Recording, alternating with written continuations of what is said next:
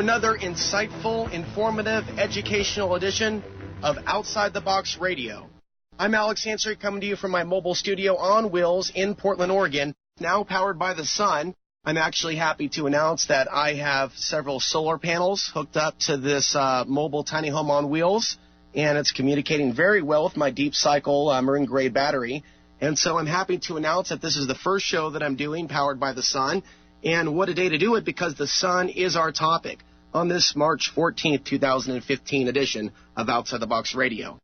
So following on the heels of our discussion yesterday with our guest, Hans Uhlers from Mexico City, who shared his knowledge on solar storms, we now welcome back to the show a man who has worked tirelessly and passionately to raise awareness globally of the potential for a solar event in the near future that could dramatically impact our current grid, or what our current grid currently is as it is being used today. One that is full of weaknesses, vulnerabilities, not to mention, the vulnerability to an EMP from a foreign government during a time of war. Instead of sending people into fear or into a panic, and before our guest even wrote his viral article entitled 400 Chernobyls, Solar Flares, EMP, and Nuclear Armageddon, our guest was already on the path towards solutions with several very detailed books entitled When Technology Fails, which is a great book, one I have in storage, and another, When Disaster Strikes, both available at his website, whentechfails.com. We are honored to again have Matthew Stein on Outside the Box, who is also a design engineer, a green builder, and MIT graduate, but most important of all, Matthew Stein is a regular guest on both the mainstream media and the alternative media, spreading this very important truth with the eyes to see and ears to hear. Matthew Stein, thank you for being with us today. Thanks a lot, Alex. Pleasure to be back on the show again. Good to chat with you. Been a while. For those that don't know, your wife passed away several years ago, and you've been in this cycle, this period of mourning and recovery, and also getting very active. I see you've done a lot of interviews in the last few months, in the last year alone. So How have things been? Well, she passed away a year ago Christmas, so it's been just a year and a few months, and I'm popping back really well. I've been doing shows again. I'm writing, working. I've got 4 new books laid out, but it was a really rough year and a half as she dealt with her illness. It took us about 6 months to figure out what it was, and so that was a pretty rough ride. And then I was pretty devastated for at least a month afterwards. Then my sister had invited me to Yellowstone while my wife was still alive, and I said that can't possibly go. And then she was celebrating her 60th birthday with a backcountry guided tour through Yellowstone with friends and family, and so when I said, my wife's not going to make it, it would probably do me a world of good to get out of my house and be out in nature. And that really was a huge turning point for me, to spend a week out in nature with the buffalo and the elk and the moose and the geese and swans and pine martens and all kinds of amazing wildlife and scenery in Yellowstone. It just really helped me function again and get back on my feet and start, smiling again. I think that's why I went to Colorado a couple of years ago to get that reset and, immerse myself in nature. And you were thinking about making a move potentially to the Pacific Northwest. Are you still thinking about the Oregon area? I haven't really been thinking about that. My son lives up in the Oregon area, and he sort of invited me to come up there. But I'm staying put here for the time being. Eventually, I'd like to be in a place that grows food better than Truckee. But who knows, with climate change, maybe this will be the place to grow food. It's not the best soil, that's for sure. And, we typically in the past had frost about 11 months of the year and tons of snow. But I don't know, those days may be behind us now. Yeah, there's definitely a lot of talk about the drought in California. And I don't know if you've heard, the population is really growing in Portland and Oregon as a result. I just would probably prefer to be somewhere a little less dense of a population. But, we're going to talk about why that is today. You talk about nuclear Armageddon, 400 Chernobyls, and the majority of the people listening to us may be on the West and East Coast.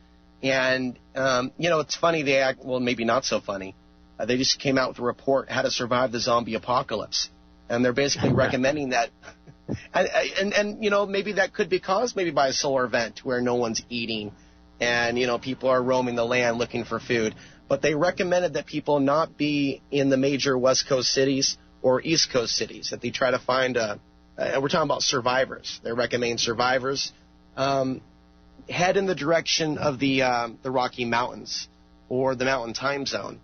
Yeah. Well, without getting ahead of ourselves, where would you like to start in discussing this solar flare threat that we face and what we can do about it?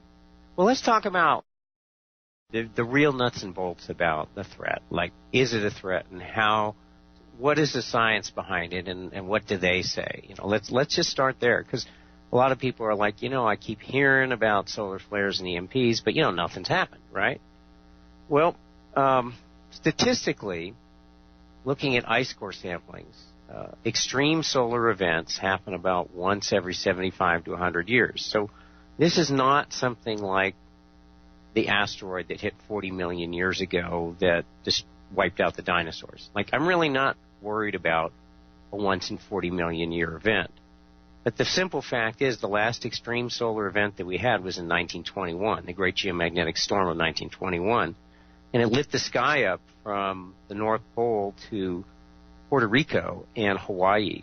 And it lit the sky up from the South Pole all the way to American Samoa. So the entire planet was lit up at night, except for a very narrow sliver of the deep tropical zones. Now, when it happened in 1921, it was like no big deal. I mean, it burned down a railway station in, like 30 miles outside of New York City. It induced enough current that a fire started, burned it down, and it burned down some telegraph stations, and it messed up communications, but it wasn't that big of a deal. But see, since then, we've developed this amazing grid across our country that's interconnected with 100,000 miles of high voltage power lines. And these high voltage power lines act like giant antennas, and these didn't exist in 1921. And not only do they act like giant antennas, at the end of each power line, there's a massive transformer called an extra high voltage transformer that steps the voltage up from up to 350,000 to 1 million volts, and then at the other end it steps it back down to voltages that can be transformed by the little transformers on the power poles in your neighborhood. And the problem is that these things are really wonderful for transmitting huge amounts of electric power long distances with great efficiency, but they're an Achilles heel, and they're extremely vulnerable to the voltage spikes that happen in a solar storm or an electromagnetic pulse of a nuclear device. So what we've got now is this Achilles heel where it didn't exist the last time one of these storms rolled through. And so we're really not ready for it. Now, I'm hearing some noise. Is everything okay at your end? Are you guys hearing me okay, or are we... Right, that may have been some from AFR. I'm muted, but I think it's working itself out. Okay. I just wanted to make sure I wasn't talking to nobody here. So the truth of the matter is then that this grid that we developed is much more complex, and it does a lot more great things than the grid did, 100 years ago or 90 years ago, the last time a big storm rolled through. But it's got this Achilles heel, and it's totally vulnerable. Now, there's a good news part of it, and that there's a fix. The bad news is they're not doing it. It's kind of like the U.S. Army Corps of Engineers warned that it wasn't a question of if New Orleans would be flooded and the levees would fail. It was a question of when the next Category 3 storm was going to hit New Orleans and fail. See, we'd already had a big storm. In like 1909, they had the storm that killed 12,000 people in Galveston, Texas, and flooded New Orleans. But that's the last time it happened. So we're looking at kind of the same situation here, where the engineers and scientists were saying, we've got a solution to fix this problem in New Orleans. But everyone said, like, hey, it ain't broke, don't fix it. It hasn't flooded in my memory, not in my lifetime, so why bother? Well, we're in the same boat right now with our grid. We've got these scientists and engineers warning that this isn't a question of if it's going to happen. It's a question of when is it going to happen. It's a question of when do the dice come up snake eyes. It's a question of when does Mother Earth, when does the universe throw a big storm our way, or when does some nasty country get their hands on a nuclear weapon and blow it off in suborbital space above the planet and fry the electronics in our country. Both of them will accomplish They're similar and related, but not identical. And I'll get into those changes shortly. But first I want to talk about how real this problem is. So the last big storm like this, we've had 100 strong geomagnetic storms in the last 150 years. Only 2 of those were extreme events that would cause this, game over scenario in the United States. And the one, so the last one was 90-something years ago in 1921, and the one before that was only 60 years earlier in 1859, called the Carrington event. That was even 50% stronger than the 1921. So here we have an event that scientists say we have a 1 in 8 chance every decade of getting hit with one of these killer storms. And it's been 9 decades since the last one. So do the math. 1 in 8 chance every decade, and we've gone 9 decades without a major storm. So we're due. We just don't know when it's going to happen. Now, just about a year and a half ago, we had a near miss. The sun had this huge coronal mass ejection. That's when, the sun burps, and kind of this big blob of highly charged plasma goes blasting out of the sun at many times faster than what our fastest rockets can fly. It goes flying off through space 100 times faster than our rockets, and it heads out into space, and most of the time it misses Earth, and on rare occasions, 100 strong ones in the last 150 years, it hits the Earth. Well, every now and then a really big one hits the Earth, and we get a huge event like 1921 or 1859. Well, it turned out that in 2012, we had one of those such events that went right through the Earth's orbit, but if the Earth had been 2 weeks different in its Earth's orbit, in other words, it went right through the Earth orbit and just missed the planet. In other words, if it had happened 2 weeks earlier, it would have been a direct hit and would have been game over for everything as we know it. So we came that close. We were within 2 weeks in our orbit of being total direct hit of that giant CME. So, it's not a question of if, it's a question of when, and I can't answer that. It's not like clockwork. You can't predict like the calendar on the sun. All it is statistics, and statistics says we're overdue. Ice core sampling says we're overdue. Scientists, geophysicists say we're overdue. When's the next one? Nobody can say. So, let's talk about what it means when one of these things hits. And we'll focus on the sun now, and then after the next break, which I think is coming up soon, then I'll focus on an EMP and what the difference is between the sun, solar storm, and an EMP. So when the solar storm happens, most of your personal electronics is probably going to survive just fine. Your iPhones, your cars, and all of that. Unfortunately, these massive transformers that keep our grid going, you're going to lose. There was a study commissioned by the Department of Homeland Security in Oak Ridge National Labs a few years back, a Meditech study, where they'd done the EMP commission, the bipartisan congressional EMP commission, looked at this and said, hey, this is a serious problem. So they commissioned the Meditech Corporation to do a computer modeling of the grid and to look at what we could figure out from physicists of the strength of the 1921 storm. And so they based all of their analysis on the strength of the 1921 storm. And they looked at the American grid, North American grid, and the models indicated that 365 of these big transformers would blow. And you might say, well, no, so what if a transformer blows, right? They got a bunch of these in stock, right? And they go down to the hardware store and they buy a transformer. It's like, no, these transformers are hundreds of tons each. They're tens of millions of dollars a piece. Each one is custom designed and custom made per installation. And currently there's a 3-year waiting list to buy one transformer because China and India have been ramping up their grid growth so fast. It's a 3-year waiting list. Now, in 2006, there was one of these strong solar storms that was less than a tenth as strong as the 1921 one, which is 50% weaker than the 1859 one. And that one was a longer duration than the 1989 storm, which was pretty strong, also a 10% as strong as the 1921 one. But that one wiped out 14 of these big transformers in South Africa. And so that gives us a pretty good idea of what's going to go on, but way worse. So what happened to South Africa? Well, 14 of these transformers failed within the next month or two. Now, some of them failed right away. Some of them failed over a couple months because this power surge caused the windings to burn their insulation, and they eventually failed, 14. It took them a year to rush an order in from all over the world to replace those 14 transformers. So the way South Africa survived for a year was they had rolling blackouts the entire country. Imagine going to work in 2 or 3 days out of your work week. You go to work and there's no power for 6 hours in the workday. There's no lights, there's no air conditioning, there's no elevators, there's no refrigeration, nothing.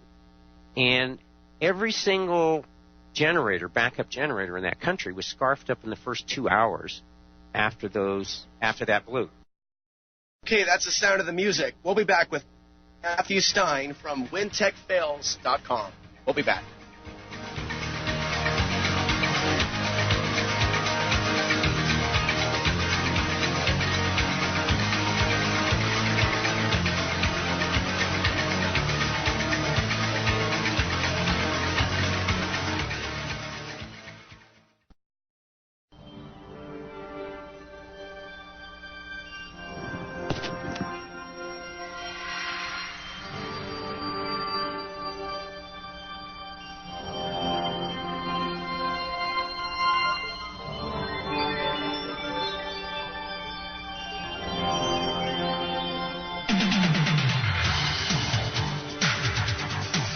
What will you do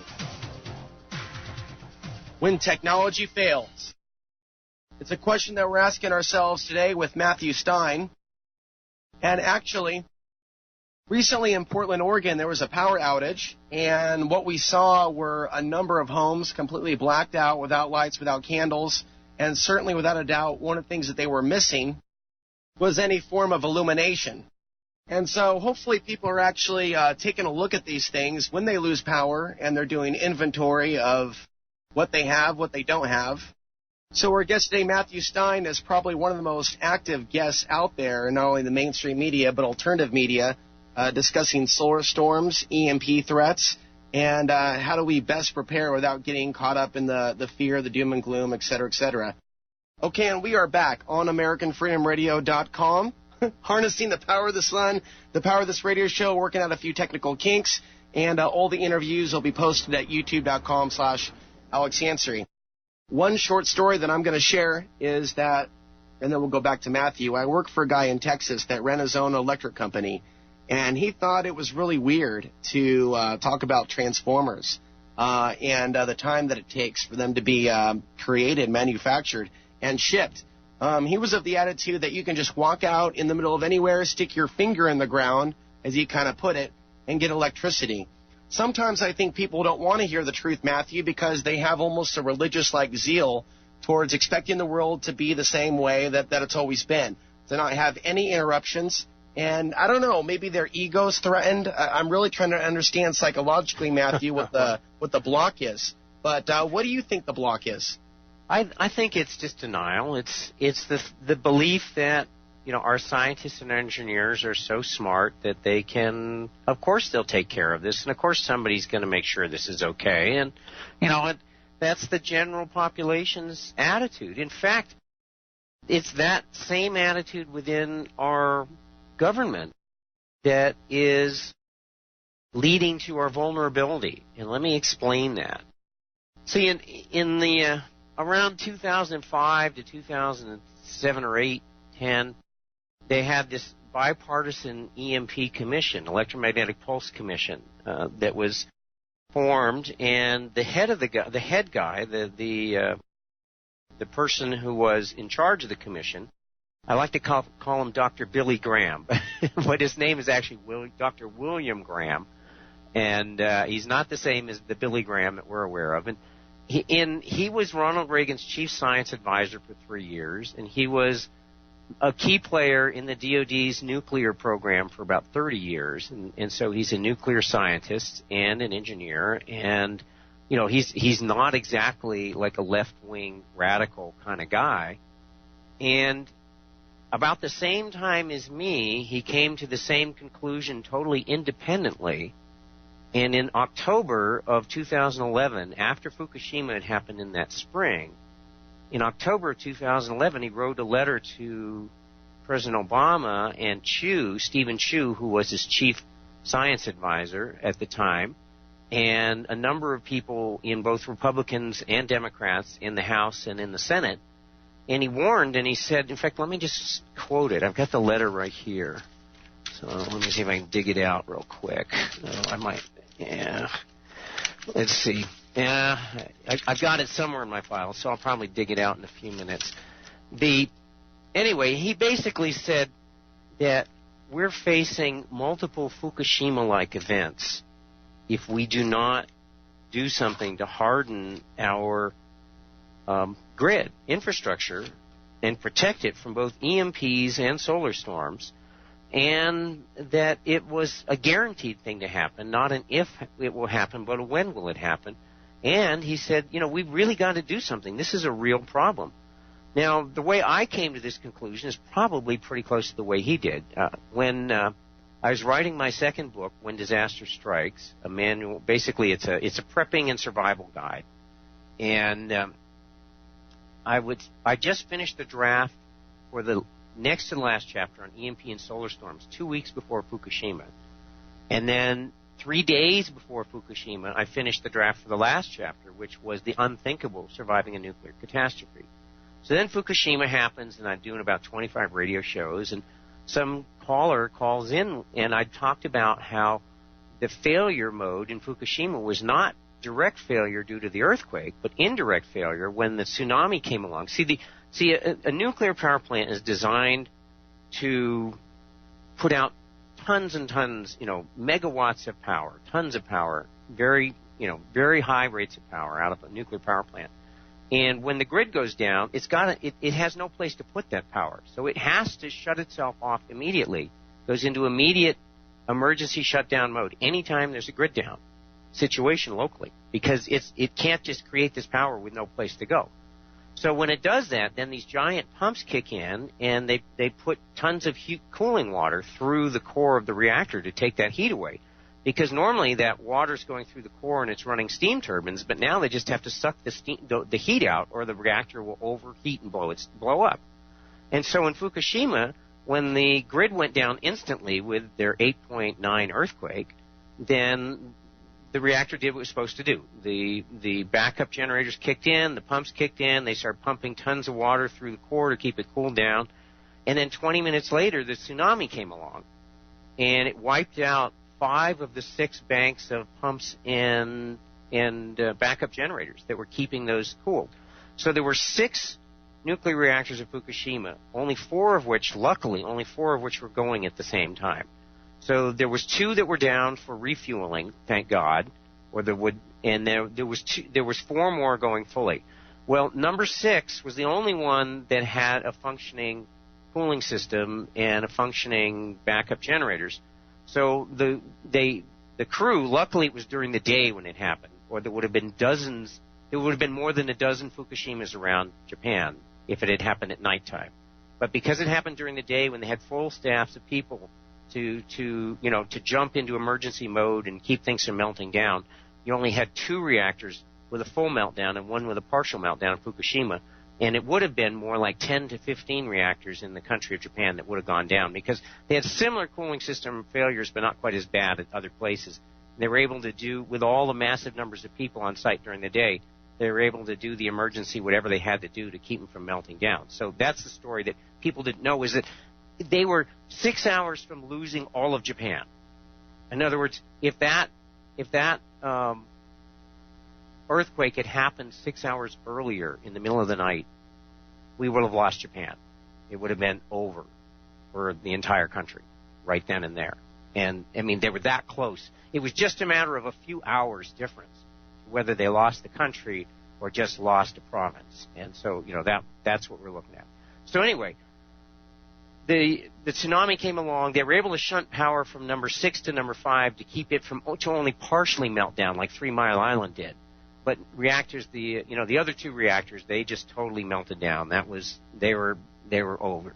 So what happened then is these things are designed with massive containment vessels, with 6-foot thick concrete and steel containment vessel, designed to try and keep all the nasty stuff inside in the event of a meltdown or failure.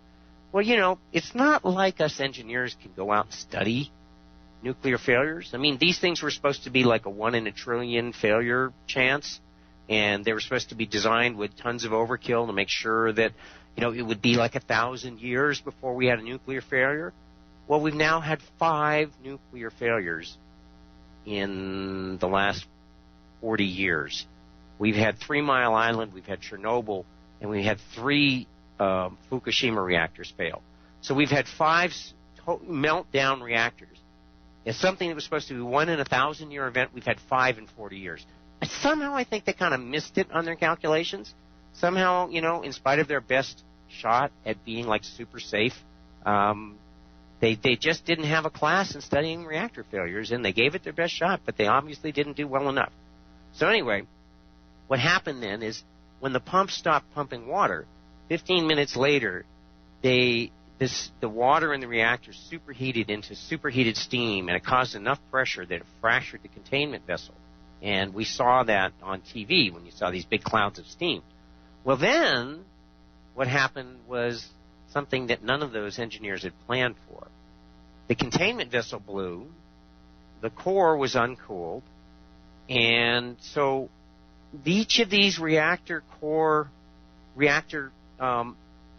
rods, the uranium rods, they superheated, and these rods, these fuel rods, are encased in a material called zirconium, because plain old steel gets too much high embrittlement from the radiation and falls apart. So these reactor fuel rods are encased in a material called zirconium. Now, zirconium, when it gets superheated, what happens is it burns like magnesium. Like, I don't know, did you take chemistry in high school? And most little kids like me were all pyromaniacs. I mean, I always tried to get my hands on anything explosive or that would burn really high, like gunpowder and stuff like that. I was a little kind of boy genius chemistry pyromaniac kind of guy. And there was nothing like burning magnesium foil. You burn that stuff, and you have to wear sunglasses, glacier glasses, or shield your eyes, because it burned so bright it would burn the corneas. It would burn your eyes if it burned so bright. Well, these fuel rods, the zirconium, burns just like magnesium. So when the reactor loses all of its cooling water and blows its top, and the zirconium rods start connecting with each other and overheating, and they start burning, you start actually getting a fire. That's one of the reasons that they were like spraying all of that seawater at Chernobyl, was they were trying to keep those rods cool enough so they wouldn't burn, because when they burn, they start having a fire, just like happened at Chernobyl.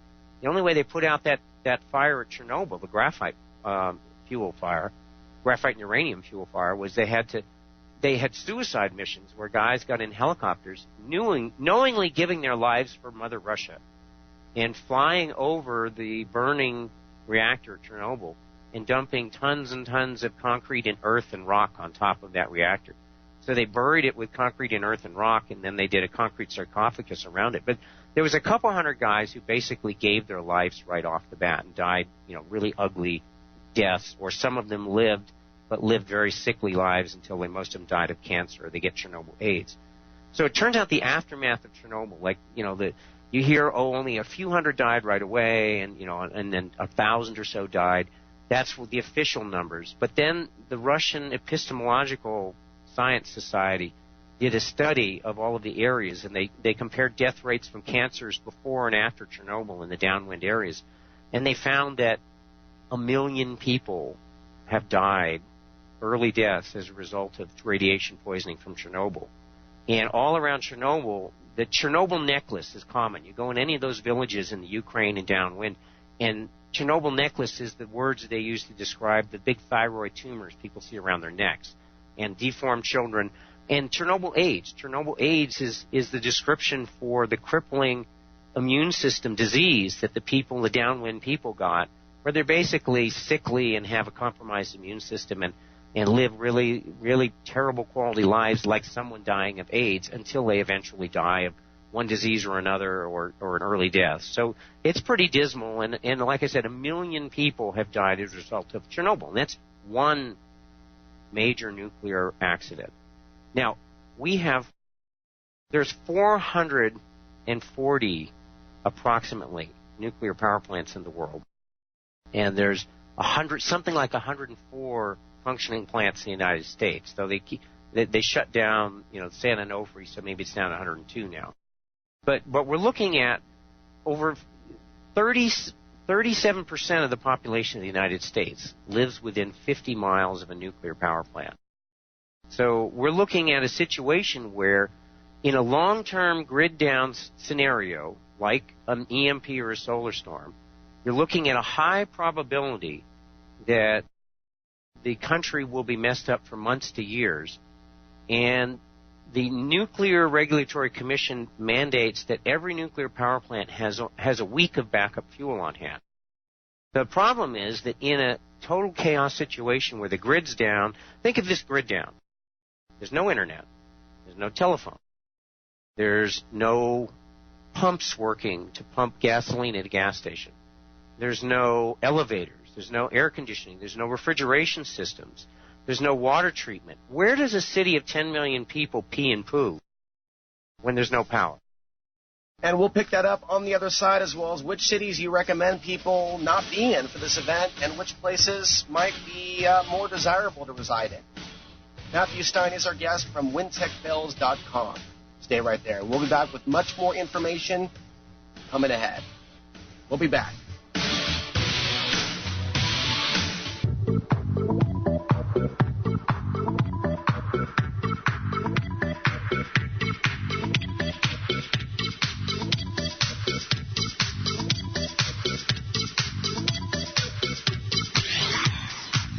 Solar storms, EMPs, and the most mindful way to prepare. That's our topic today with our guest, Matthew Stein of wintechfails.com.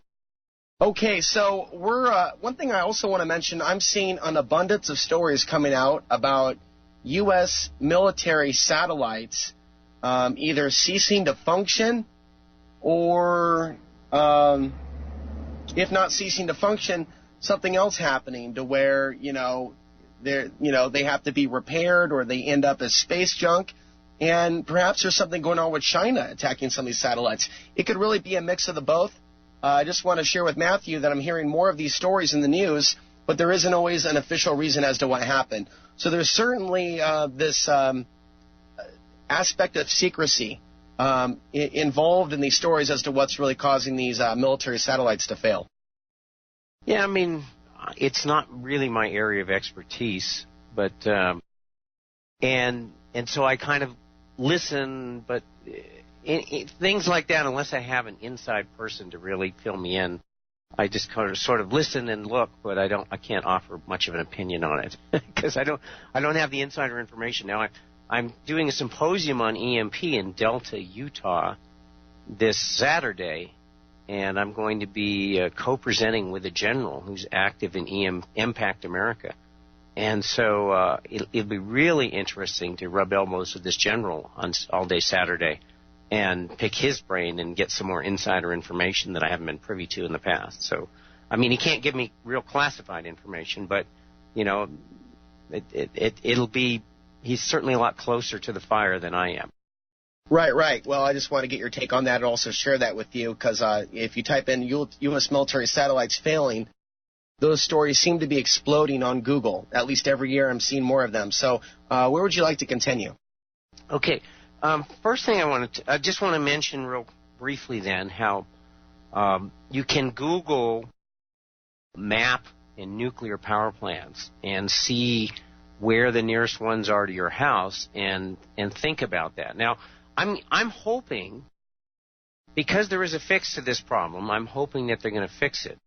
But I've seen how poorly they dealt with the warnings about the levees that were going to fail with the next Category 3 or stronger storm hitting New Orleans. And I'll talk in a minute, in a little while, I want to talk about what the government is doing and why they're stalled on this issue. And and basically it's kind of what you said, where one person tells them what they want to hear, that everything's going to be okay, we got it covered, and somebody else tells them that no, it's a real problem. And the natural tendency is to want to believe the guy that tells you what you want to hear, that you can sleep at night and that we're covered and everything's going to be okay. And I believe in Santa Claus and the Tooth Fairy and the Easter Bunny too, because that's what I want to hear. Anyway, so let's mean, we've talked about the problem with EMPs and these failing long-term grid down failures, and the fact that 365 of these transformers in North America alone are projected, in the United States, are projected to fail. Roughly, and I talked to John Kappenman, who was the lead guy in the Meditech report, the lead researcher and the guy in charge of authoring the report. And I said, well, how many do you think worldwide? What do you think? And he said, well, I didn't study it. I said, what do you think, 2,000? He said, yeah, that's probably a good number. Well, they can make, right now, the world's manufacturing capacity for these transformers is about 100 a year, maybe 200 max. So if 2,000 of these blow in a single solar storm lasting anywhere from a day to a week, you're talking like 10 to 20 years of manufacturing capacity in the world to replace them. And most of the places in the world that make these things will be crippled by the solar storm just as badly as we will. So you're looking at a situation where the rest of the world will be relying on places like India and the Philippines and perhaps Brazil, and they do make these transformers in Brazil now. But in the first year of making these transformers, they had a 50% failure rate because there's a real science and art to making them. And all the guys who used to make them in the United States, last time they made them in the United States was like 15 years ago. So the guys who used to make them here, they've all retired or died. So we don't really know how to make them here anymore because we upgraded our grid from 1970 to 2000 to these extra high voltage transformers, and then there was no market because, you know, someone in the third world is not going to pay American prices to buy transformers. So they'll buy a transformer from India or, you know, or Brazil or wherever, someplace making them cheaper than here. So anyway, we're looking at a situation where if the power goes down, within between a week and a month. Now, some of these nuclear reactor guys called me up and said, hey, even though the NRC mandates that we stock 1 week's of fuel on hand, we got a month of fuel at our reactor. You know, we're not that stupid. We're going to keep a month on hand. So you got a month on hand. Well, it took a year for South Africa to get 14 transformers rushed from all over the world to replace their 14 blows transformers. What are we going to do? How long is it going to take us to get 365 transformers, and the world to get 2,000 transformers? If there's 2,000 blown transformers at once in the world, where are they going to come from? Especially when most of the places that make them will be down too. I mean, you're talking a really serious situation. And so with that time down, who's going to guarantee that diesel fuel trucks are going to show up like clockwork at America's 100 nuclear power plants and keep them going when the rest of the country is dying and people... You know, diesel trucks are magically going to roll down the freeway and nobody's going to hijack them, and the Army's going to make sure they get to all of our nuclear power plants and keep them going when there's mass chaos everywhere. I talked to the first responders, did a big EMP tabletop exercise about a year ago. And they all got in there and they were blown away. They basically said, wow, this is so bad. They said, you know, we're just going to go home and fend for our families and protect our families. I mean, what else can we do in this situation? I mean, nobody's going to be functioning. The military's not going to be functioning. The government's not going to be functioning. You know, sure, they've got backup power generators for the military to move around, and they've got National Guard. But you saw how strung out they were dealing with New Orleans. Now imagine 50 Hurricane Katrinas happening at once around the country. I mean, there's just, even the military, they're going to be totally overloaded and overwhelmed. And chances are that we're going to see Fukushima-like events happening unless they get their act together and they do the proactive, let's plan for this event, let's put the protective measures in place, let's get EMP-hardened containers with backup generators at each and every nuclear facility, let's mandate a year's worth of fuel at each facility, and for an extra $1 billion or $2 billion, we can install this new technology that will protect these high-voltage transformers in the event of an EMP or solar storm and shunt those power surges to Earth and protect those transformers. So for the price of a single stealth bomber, a single B-2 bomber, we got like 22 of those bombers. And for a price of one of those bombers, a tiny fraction of what we bailed Wall Street out, we can prevent Armageddon from happening. And this Armageddon is going to happen. Quick question, Matthew. It's a solar storm. Quick question out of curiosity, and I'm not asking you to speculate, but is it physically possible to say if someone had an underground facility, for example, that wasn't public, is it physically possible to have a way to shield military technology, perhaps planes, perhaps other things, regardless of whether or not they're saying that they're doing it? Is it physically possible in today's day and age to shield military technology somewhere in the ground? Oh, you can shield technology above ground and underground. I mean, there is a report. There's a link in my, if you go to my 400 Chernobyls article at whentechfails.com, it's got all of the hot links for the article. I mean, I printed out a stack of documents about 14 inches tall when I was writing 400 Chernobyls. And when I started researching this, I planned on spending like a week or two on this article. I spent 6 weeks with no pay writing this article. I mean, I got a couple $100 out of Nexus magazine who published it, and it got published at a bunch of places for free on the internet. But there's hot links, and one of those hot links is a military grounding and bonding for nuclear EMP manual that is, common knowledge in the internet. But it's difficult. The grounding and bonding is difficult to protect for EMP. So unless you're a really electronics tech kind of guy, what you're best off doing if you want to protect your own stuff is to put it in like in a garbage can, put it in bags, garbage bags, wrap them with aluminum foil or aluminum screening, and then put them in a garbage can or an old refrigerator with the cable cut off. And basically that's called a double Faraday cage. And so shielding from EMP and solar storms is not bad. In fact, you don't really need to shield from solar storms. What you need to do is have backup power like solar panels and wind turbine so that you can provide and your battery backups, even if it's small scale. Like most of us just don't have that much money for a full-scale solar program. But like you were talking about, you have some panels. I have a really nice travel trailer with a 250-watt panel and a 1,500-watt inverter and a couple of golf cart 6-volt, really deep cycle 6-volt batteries. I bought the batteries first from Costco, the deep cycle 12-volt, like you use on your boats, and they just didn't last. They just didn't make it. We'll talk more about that when we come back with our very special guest, Matthew Stein from whentechfails.com. I'm Alex Ansary, and you're tuned in to Outside the Box on AmericanFreedomRadio.com.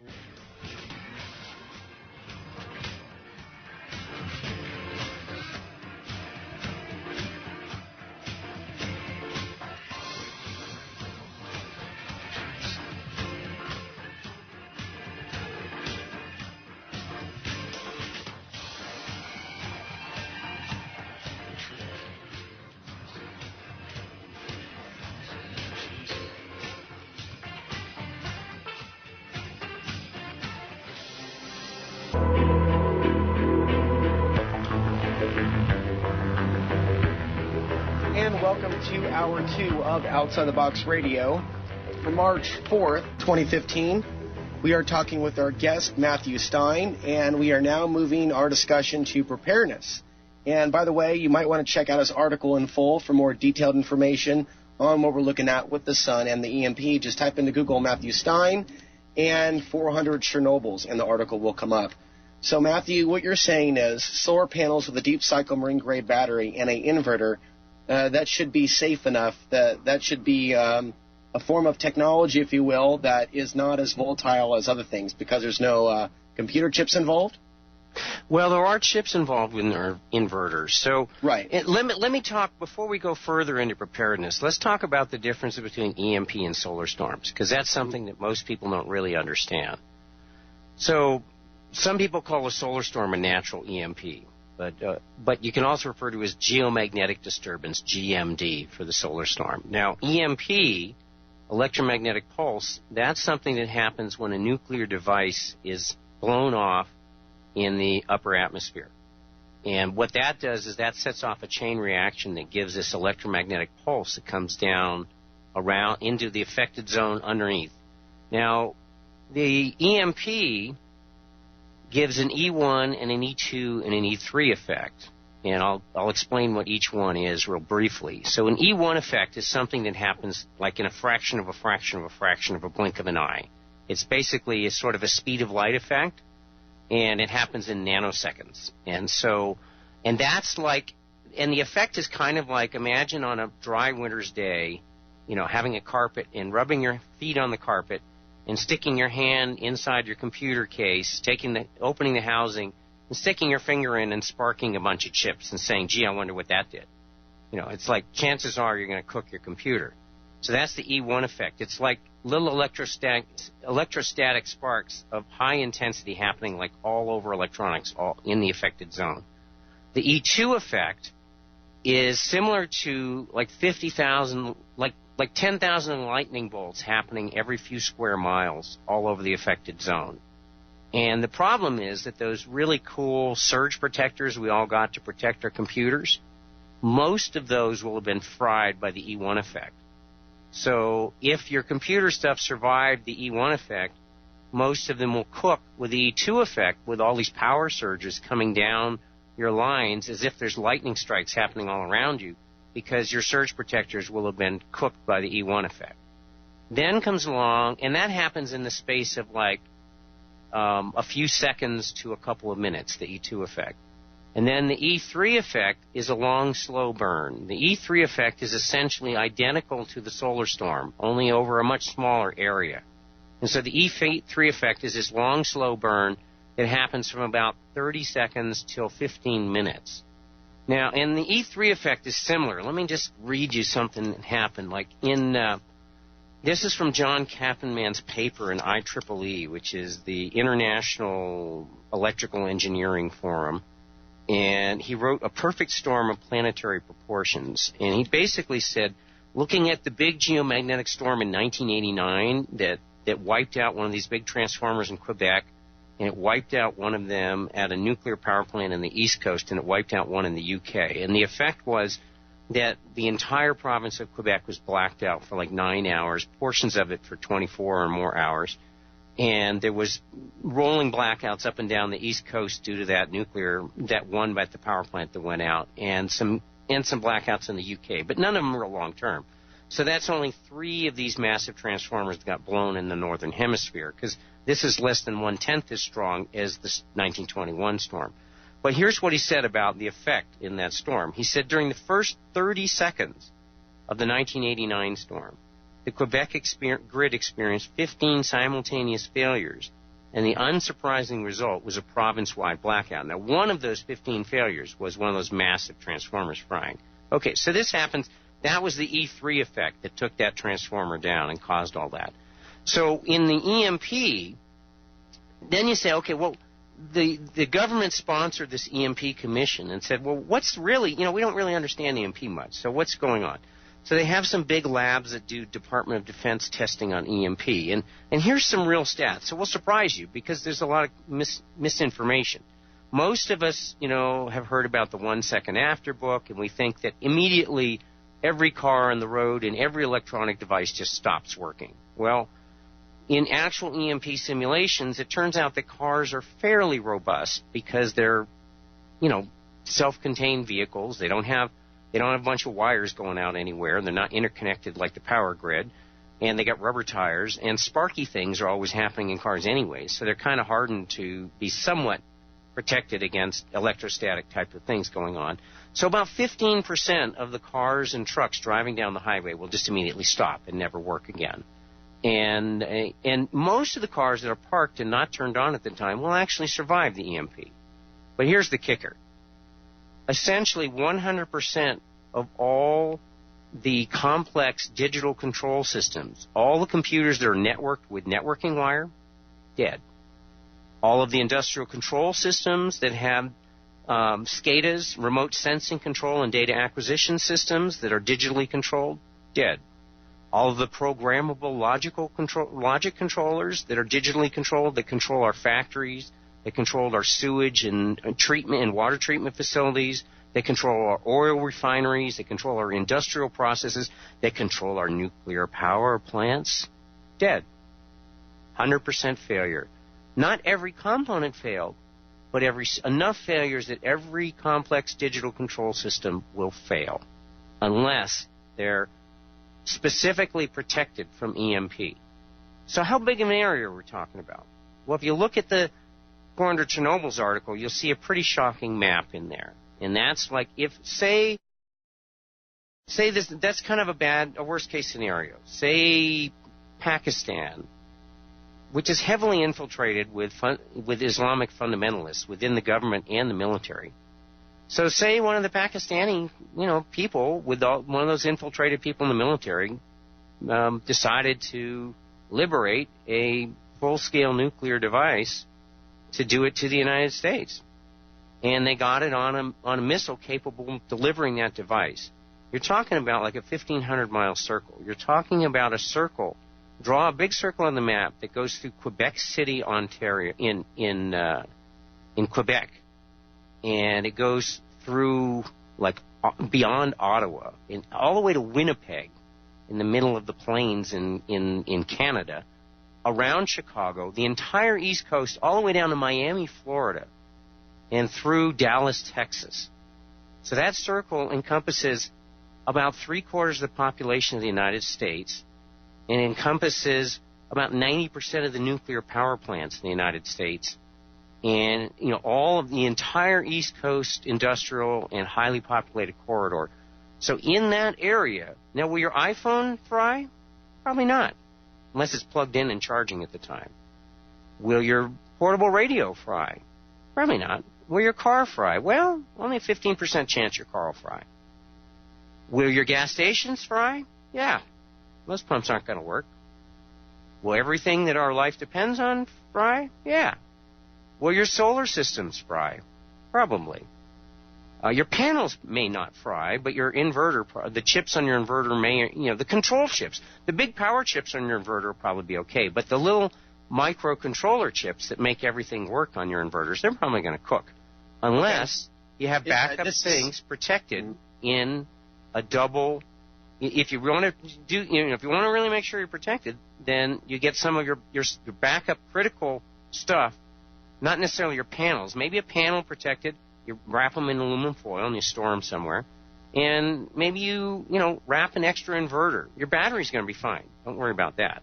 But you want to wrap up some extra inverters, and you want to protect some stuff, critical stuff, maybe a ham radio and some extra power inverters, and maybe a computer, a laptop, something that you might want to be able to use afterwards to access digitally stored stuff. You wrap those in foil, and then you store them in like a garbage can, in a metal galvanized garbage can, and that's called a double Faraday cage. And that'll provide about as good a protection as you can get, unless you're a super electronic tech and you download the military paper on grounding and bonding to protect from EMP. In which case, then you can do a better job than the double Faraday cage. Okay. All very useful information.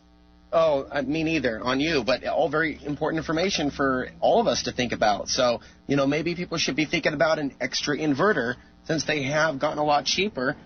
Someone could pay attention for the Harbor Freight discounts, use the coupon, shield it, bury it.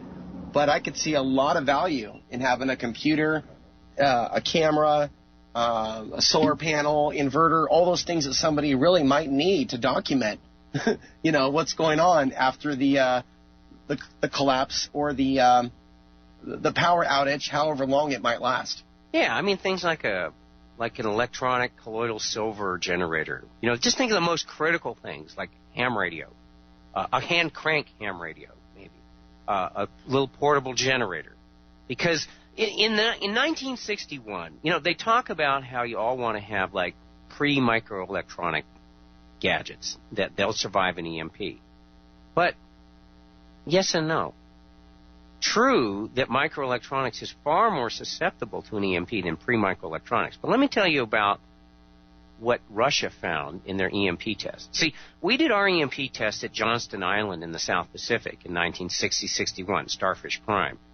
And when they blew off the nuclear bomb, so many kilometers above Johnston Island, the Nobel Prize-winning physicist who'd done the calculations, scientists aren't perfect. I mean, hell, he was the smartest guy in the world at the time, but he still didn't really get it right. He was off by about a factor of 10 to 1 because he didn't really understand the phenomenon of an EMP pulse. So all of their instruments were totally decked out. It's like having having a speedometer on your car that goes up to 20 miles an hour and you're driving 200 miles an hour down the road. You got no idea how fast you're going because you decked out your speedometer when you were just getting warmed up. So that's kind of what happened. So they did all their calculations based on instruments in Honolulu, like 900 miles away. And it wiped out, it knocked out about 20 streetlights in Honolulu, and it knocked out, about 50 cars wouldn't start, and a telephone switching station on Kauai fried. And that's like 900 miles away from Johnston Island. That's a long ways away, and it knocked that out. But in the Soviet Union, they did their EMP test over a remote part of Kazakhstan. Now, what they didn't know was that the interaction of EMP and the Earth's magnetic field is much stronger the further north you go. So the Kazakhstan test had an EMP pulse of 4 times the magnitude of the Johnston Island test, not because it was a bigger bomb, not because it was anything in the nuclear end was different. It was simply because they were that much closer to the pole that the effect was so much greater. And so in Kazakhstan, what happened was they had all of these diesel generators, and these are pre-microelectronics generators. These are the things that are supposed to survive and be just fine in an EMP. And they had these things sitting there, ready to go, because they figured it was going to take the grid down. Well, here's what happened. They did the EMP, and the EMP induced a current so strong in a trunk line that was 1,000 kilometers long. That's a 600-mile-long trunk line that fed power to this remote place in Kazakhstan from a power generating station 600 miles away. And this line was buried 2 meters underground. You think that stuff buried underground is going to be okay. But this line's buried 2 meters underground, and it induced enough power in that it burned the power plant down 600 miles away.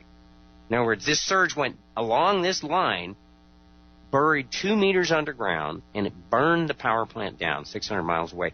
Not only that, it fried most of those backup diesel generators that are supposed to be pre-microelectronics and robust. It cooked them. So the EMP tests are saying 15% of your cars fail, but those robust diesel generators, pre-microelectronics, they mostly all fail. So I don't know. It's like your guess is as good as mine. I mean, I guess when the EMP happens, we'll really find out. So, there's the old Yankee saying that says, hope for the best, but plan for the worst. I hope this never happens. I hope an EMP never gets through. I hope a major solar storm never happens. But I can guarantee you the major solar storm is going to happen. And my hope is that either people listening to shows like this will wake up and shake up our congressmen, and they'll put the few $1 billion, a tiny fraction of what they bailed Wall Street out, and fix this problem so Armageddon doesn't happen when the inevitable storm hits, or a smaller storm hits, like what hit South Africa, and it fries enough of these transformers that it's not Armageddon time, but everything's messed up pretty bad in the United States for a long time, and makes enough of a stink that we fix the problem before the really big one nails us. So, it's like, who knows? I mean, it's a gamble. Right now it's not looking too good. Right now it's looking like, see, what happened was, the new FERC is the Federal Energy Regulatory Commission. These are the government guys in charge of regulating this stuff. And NERC is the National Electric Reliability Corporation. Sounds like a bunch of guys who are out there to, cover our behinds and make sure everything's good. And they want the grid to work well. But everything's been privatized now. It's all for profit. So things are operating, the grid is operating with minimal extra slack, minimal extra capacity, because that's all less profit gone, wasted dollars.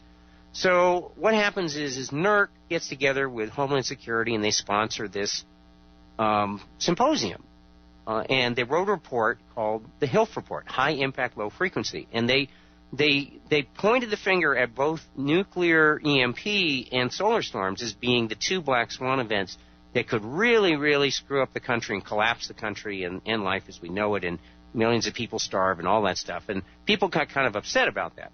So what does NERC do? Well, then the government says, okay, well, we're going to sponsor the SHIELD Act in Congress. And the SHIELD Act says that the private industry has to pony up the $2 billion to fix the grid and protect us and harden us from EMP and solar storms. So what does NERC do? NERC says, well, wait a minute, that's $2 billion out of our pocket. Where are we going to come up with that kind of money? So what they do is they fire the guys that wrote the Hilf report, and they come up with a new report, and they present it to Congress, and they say, don't worry, everything's okay. Turns out that we got enough safeguards in place that, everything's okay, that we can handle it, and don't worry, and you can sleep at night, and everything's good. And Congress says, wow, that's wonderful. That's really terrific. What new studies did you do to negate the Meditech studies that were sponsored by the Homeland Security and Oak Ridge National Labs? And they said, well, we didn't do any new studies. They go, well, what? Well, what did you do? Well, we looked at it, and, what about the Meditech data? Well, we don't have access to the computer codes, so, we really can't study it. But we talked amongst ourselves, and we decided that we got it covered. Oh, that makes me feel better. So then what they did was they wrote this bogus report. We'll finish this after the break. Yes, we will. We'll be back right after this. You're listening to Outside the Box on American Freedom Radio. Today's guest, Matthew Stein. Make sure to bookmark his website.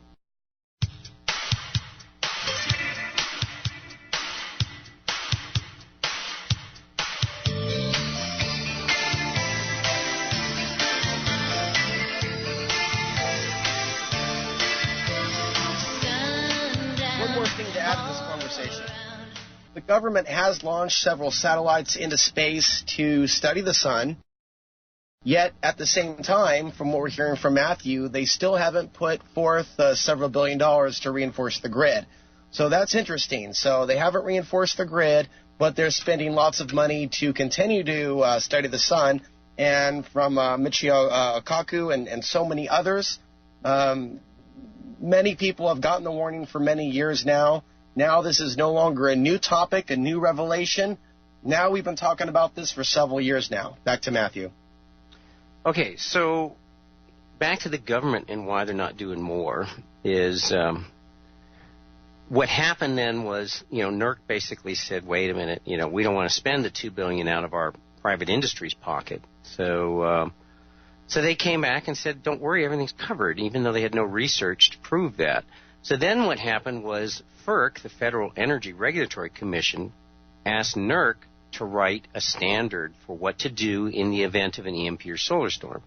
So NERC, the private industry guys, wrote this feel-good, do-nothing paper, which basically is a protocol that says in the event of a solar storm, this is what you have to do to protect our grid. Only the reality is that, like I'd mentioned earlier, in the first 30 seconds, or 60 seconds, let me see what it said. In the first 30 seconds of the 1989 storm, there was 15 simultaneous failures in the Quebec grid. And that was a tiny, 10% the size storm of the 1921. The one that they're really worried about was, the big ones. And so the chances of this paper protocol being pulled out and doing the right thing in that situation is about zero. So essentially what they did was they wrote this paper protocol so that everyone could be off the hook liability-wise, and they could say, well, we implemented the protocol. We did what the protocol said, and, gee, I'm sorry the grid melted down, and I'm sorry that a bunch of nuclear power plants failed as a result of the long-term power failure and running out of power and running out of backup fuel. But, gee, we just didn't know any better, and and we really can't be blamed for all of this. But to be honest with you, at that point in time, finger-pointing isn't going to do anybody a lot of good, is it? So what do we do as individuals? Well, on the one thing, you can say you do your best to protect yourself and your family. You do your best to be ready for a long-term grid down situation, for a life basically after massive grid failure. And if you live someplace downwind of a nuclear power plant, you have a backup plan, and you hope you never have to implement it, for first driving and then getting out on your bicycles and trailers and getting yourself upwind of these power plants. Because if you go out one day and you look up in the sky and you see the most amazing light show you've never, ever seen before your entire life, blood red, green, orange, gold streaks, shimmering curtains all over the sky, and the lights are out everywhere. So you have an unobstructed view of the nighttime sky with big, massive cities and absolutely no lights anywhere. And the lights stay out for a day and another day and another day and another day. Watch that clock and know that in between 1 week and 30 days, nuclear power plants are going to start melting down across America. And you want to get out of there. Now, one of the things they mentioned in the break time on an advertisement is modophyllin. And modophyllin is a seaweed kelp extract that was developed in the Soviet Union post-Chernobyl to help people chelate the heavy metals out of their body and to recover from radiation poisoning.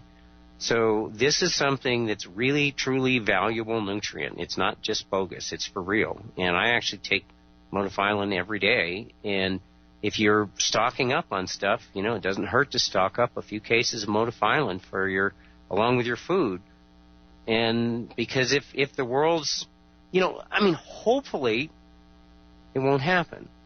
But until they protect the nuclear power plants, chances are at least a few of them are going to go up. And in an EMP, it's going to happen. I mean, if we have an EMP attack, a bunch of nukes are going to go Fukushima style almost instantaneously. And it's cumulative. The longer you're downwind, the worse it is. So so if you are armed with the knowledge, and I go into this in great detail in my book, When Disaster Strikes. I have a chapter on EMP and solar storms, prepping and survival strategies, and a chapter on the unthinkable surviving a nuclear catastrophe. And unfortunately, they're probably going to both go off at the same time. They're going to be hand in hand. In the solar storm, there'll be some lag. In the EMP, there's going to be no lag. And because it's cumulative, time is of the essence. Getting yourself upwind is going to be of the essence. And if you're on the East Coast, you got a long ways to go. If you're on the West Coast, it's not as bad. And there's very few nuclear power plants in the western states, almost none. In fact, in California now, there's just a couple left. And there's only like a half dozen west of the Mississippi, I think. So it's, but the East Coast, most of those 104 are in the East Coast. So you're going to have to get out of Dodge if that happens, and I hope that day never happens. So the best places to be are West Coast or middle of the country. Yeah, but don't think, if you want to, let me see what the map shows. I just had that map up. But yes, you did share this graphic with me, and people can Google and find this online, a map of where all the power plants are in the U.S., and people can look and see how far one is from where they live. Yeah, certainly the West Coast, and you can look at them all over the world too. But certainly, the U.S. nuclear reactors. Basically, if you take a line from the panhandle of Texas northward, almost all of them are east of that line. There's one in central and eastern Texas, and there's in Kansas and Nebraska, on eastern Kansas and eastern Nebraska. And other than that, there's one in Arizona and a couple in South and Central California and one up in Washington State. That's Hanford, which I believe is more of a nuclear processing facility than a nuclear power plant. I don't think it's a nuclear power plant. I think it's just Hanford, which is, by the way, killing the Columbia River.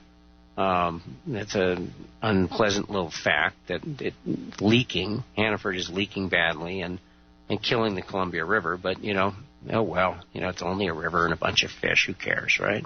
We're also overdue for the next big earthquake. So when that happens, Hanford is going to experience a disruption, from what I've heard others say. Oh, that's true. You've got, the Cascades you're on the Pacific Rim of Fire, and certainly in the central United States, what's the name of that really big fault line over there and, around, Texas, Tennessee, Kentucky, right, Missouri, right around that line there, the giants? Madrid. The Madrid fault, there's a number of nuclear power plants not too far from the Madrid fault. So, you could have a scenario there, any time. All it takes is one big move of the Earth.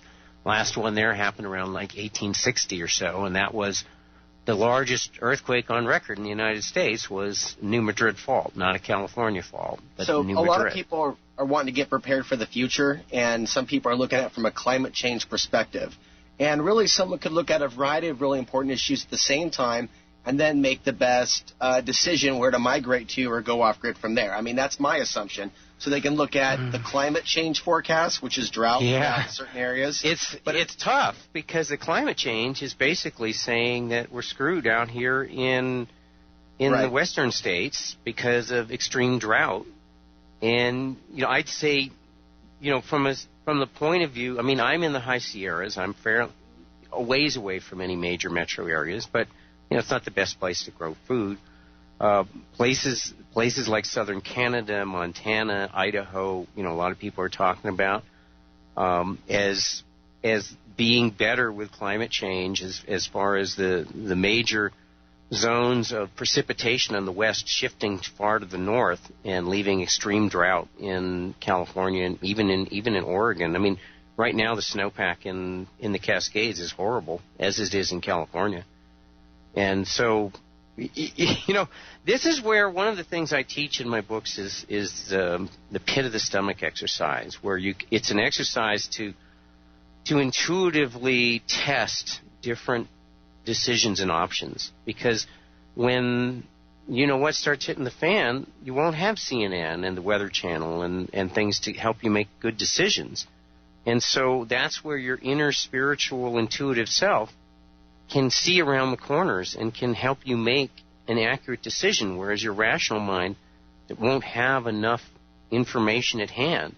I mean, there's so many possible scenarios between climate change and destruction of the oceans and potential EMPs or solar storms and the long-term effects, even though we've got fracking sort of temporarily helping us out with the peak oil situation. The fracking is a very short-term Band-Aid situation where the fracked wells fail really fast, and most of the best sweet spots have already been drilled. So they're talking peak fracking happening in about 3 years from now. No matter how hard they drill, it's just going to, it'll help for a while, and it has helped now, but it's not a long-term solution. So there's a whole multitude of issues facing our planet, and that's where that intuitive spiritual self can really guide you as to what is your part in the world and where should you be and what level of preparedness should you have. And no one can really tell you that. That's something that your own spirit and your own gut and your own intuition can guide you with. And try to bypass fear, because the intuitive self speaks in a calm voice and it doesn't change its mind. The logical, rational mind will flip-flop a lot based on, fear and the limited information at hand. But then when it's real guidance, it's like totally unwavering and unchanging. It's just calm and it's there and it doesn't change its mind. It doesn't flip-flop. So that's one test for testing the information, if you're getting good intuitive information or if it's just your ego speaking to you or your fear speaking through you. Yeah, I couldn't agree more. Sometimes we have to also go out there and just find where we're guided and what the universe opens up for us, like I've been trying to do the last few years and will continue to do from here on out. And if the universe or, my higher power or God, as we could also call it, wants to show me something better than what I've already seen in South Colorado, then I'm open to being shown that. So far, I'm starting to, I'll share this with you briefly, Matthew. I made a few videos while I was out there, and since that time, over 20 people have contacted me. Pretty much enjoying my video series and maybe wanting to hang out sometime if I ever come back to that region. I have never seen people reach out in any part of the earth more than the San Luis Valley of South Central Colorado. I don't know what it is, but the community-oriented attitude is stronger there as far as people reaching out to me than I've experienced anywhere else. And in Portland, it's the absolute worst at this time. Really? Okay. Absolute worst. And I would not recommend anyone come anywhere near Portland. I just want to throw this out because we're about to experience extreme population density in ways most people still don't understand. It's not just the UN climate change report that's actually motivated people to come here. There are many homeless that are here for lots of different reasons because it's worse elsewhere. And this attitude of it being worse elsewhere, like L.A., and now Portland being compared every day to L.A. and New York, people in the have and have not category are running here with everything they can carry. It's going through a massive transformation this year. The skyline's quickly changing. Old homes are being destroyed, and compact micro apartments are replacing them. All happening right away right now. Even China is behind the money developing the South Waterfront District, which is the latest news. So just want to make sure people are aware of that might be considering Portland as a haven. It's not a haven. In fact, many locals have been displaced, and I think that people might want to, consider some of the middle country areas, but It's not easy to do by yourself, and we have a drought problem, as you say. And I'm hoping that maybe that problem may be worked out in the future in Colorado and Wyoming, in some of those really dry places. I hope it's so. too early to tell. The Anasazi got knocked, out of down in northern New Mexico and southern Colorado. They experienced a long-term drought and plagues that went along with it, and starvation, and it wiped out their civilization. And so there's historically California has been prone to some really long-term droughts. There was a period that was so dry that a forest of trees grew 30 feet or 40 feet below the natural rim of Lake Tahoe, and pretty hefty-sized trees, because it was dry for so long that the water never flowed out of the lake for 100 years or so, a couple hundred years, and it grew a big forest of trees down below what's now the lake level. So even without man-made climate change, natural sun cycles and natural cycles due to volcanic eruptions, and I had the good fortune before he died of cancer to spend an evening sharing some beers and chatting with Steve Schneider, who was the Stanford scientist who was the chief author of the IPCC papers on climate change. And one of the things I asked him was, people poo-pooed him and said, that's Schneider. He was full of it, because he predicted an ice age was coming, then he predicted, that global warming was happening, and so he's just like going after the money, and he just, boy, I tell you, you say something like that to a guy like that, he gets pretty animated in a hurry. So he said, science, it's not a perfect science. So he said back in the 70s, they were looking at the cooling effects of all of the pollution, the aerosol pollutions that man was pumping from industry, pumping into the climate. We'll pick it up on the other side with our guest, Matthew Stein of WinTech Fails. Final segment up ahead. This is Outside the Box on AmericanFreedomRadio.com.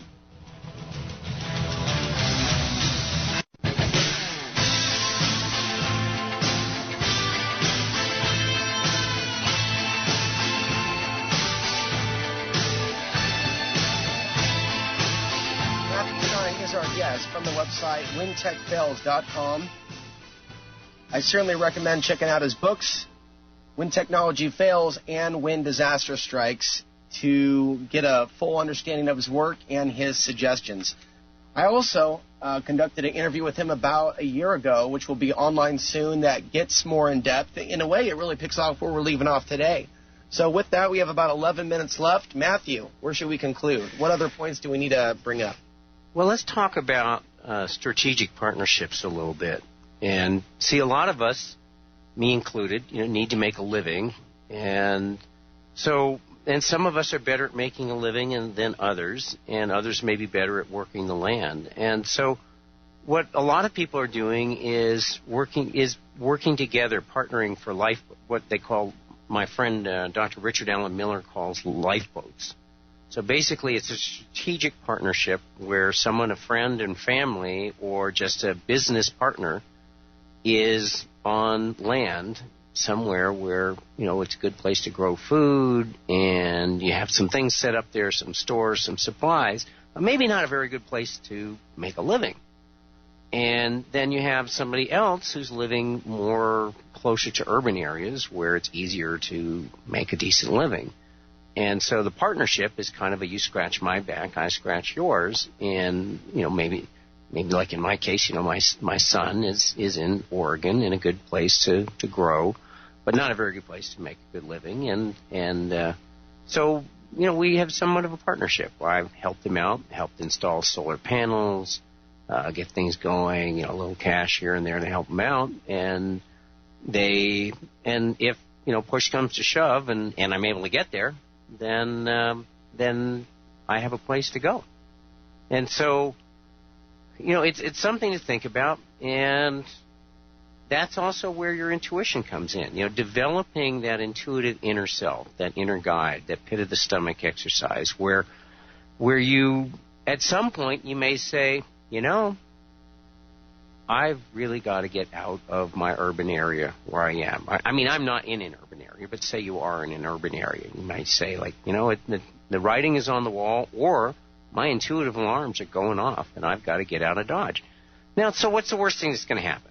Maybe, you have a scare, and you think there's a solar storm, and you head out, you bug out.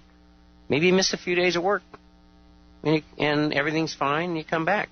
Big deal. Okay, you had a little trial run, You missed a couple of days of work, you pretended to be sick, whatever, you had a little trial run, you made sure everything was working good. No big deal. But if things really did hit the fan, then you got out before the crowds and mobs are so bad that you couldn't get out. So, nobody knows what's really going to happen and when. And I will tell you that human activity, continuing the way we're doing, is collapsing the natural systems of the planet that keep our stable weather, that provide food in terms of the ocean and in terms of a livable climate and in terms of forests. And we are soiling the nest. If we continue the trends that we're doing all over the planet, it's going to be game over. We just don't know when. 50% of the biomass of the wildlife of the world has disappeared in the last 40 years. Half the world's animals in the oceans and on land are gone. Not half of them are extinct. Half of the biomass of the wildlife has disappeared from our planet in just 40 years. And 70% of the world's zooplankton disappeared from the 1970s till now, and over half of that happened in the last 20 years.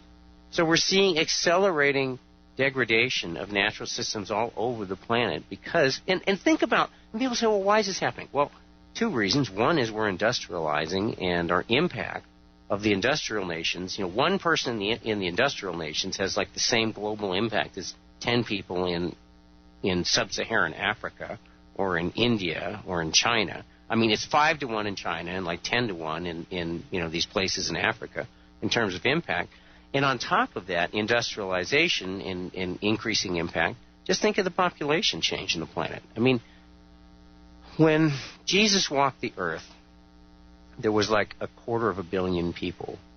It took 1,000 years to double that to 500 million people. It took another 800 years to double it. So there was 1 billion people in the world in the year 1800. And it took another 120 years to double that to 1920 to be 2 billion. And then in the last 70 years, we have tripled the world's population in the last 70 years. And think about this last little fact. We reached, in the end of 2011, the planet reached 7 billion people. It's now at 7.3 billion. And in the year 2000, it reached 6 billion. So in just under 12 years, more people were added to the population in a decade than were added from the time Jesus walked the earth till Abraham Lincoln. So think that in your mind. In 10 years, from the year 2000 to 2010, more people were added to the world than between Jesus and Abraham Lincoln. And that was just in the last 10 years. And in 12 years, more people were added to the world than lived on the planet when Abraham Lincoln was born. So, that's more people in 12 years were added to the planet than the entire planet's population when Abraham Lincoln was born. And that's, wow. So it's people who think oh, you're a globalist because you're talking about controlling population. It's no. When in nature there's a term for it.